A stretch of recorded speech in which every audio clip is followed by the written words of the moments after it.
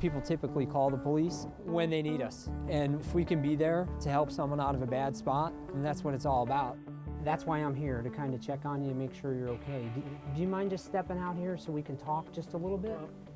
I have been pleasantly surprised and impressed about the level of compassion in most of the officers that I work with. They truly see themselves as a helping profession. And he's talked about wanting to overdose. He's going through a bad divorce. We've struggled in recent years in addressing not only the number of mentally ill subjects that we've come in contact with just in our daily work, but also ultimately how successful we are in resolving their issues. Sometimes law enforcement defaults to arresting somebody for a relatively minor offense because it solves the problem. It may, in the short term, solve the problem, but long term, it is really not addressing the needs of that person or that situation. Okay. So you're kind of shaky, huh? A little shaky. Okay. What's going on that's made you shaky? I don't know. Our most frequent flyers in the jail are people who have mental illness. Our statistics tell us that we run the largest mental health facility in the state of Kansas. For us, it meant examining how we operate and who we could partner with to have better outcomes in dealing with the mentally ill.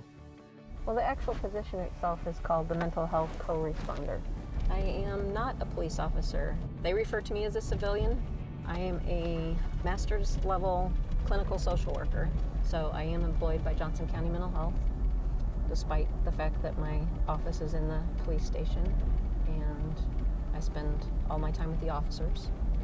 If we can intervene at the point that the calls come in with the Mental Health Intercept program, which the Olathe Police Department along with Johnson County Mental Health is piloting through a grant program, wherein a mental health professional responds to the scene along with the police department.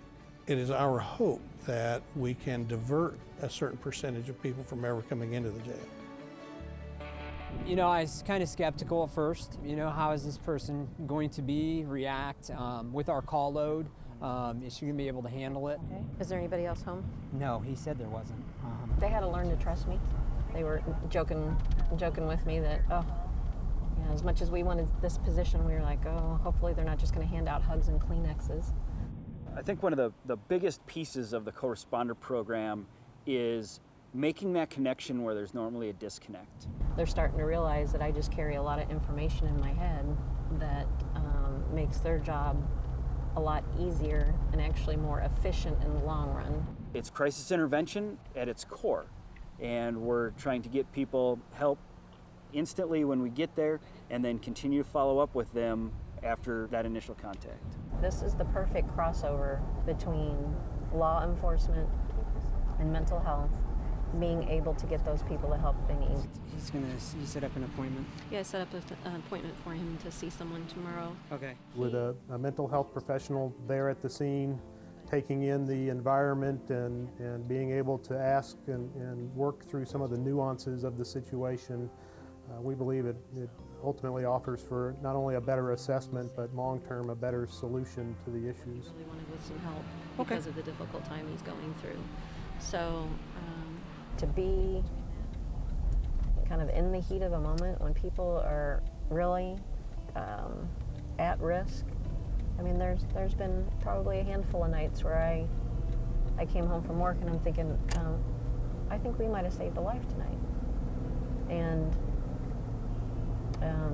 I don't remember thinking that when I would go home from my other job. I mean, I knew I was likely making an impact in people's lives and helping them, but it wasn't so acute, so spotlighted of, wow, we might have saved this person's life tonight. I'm grateful to be able to do something like that. So it's a good feeling.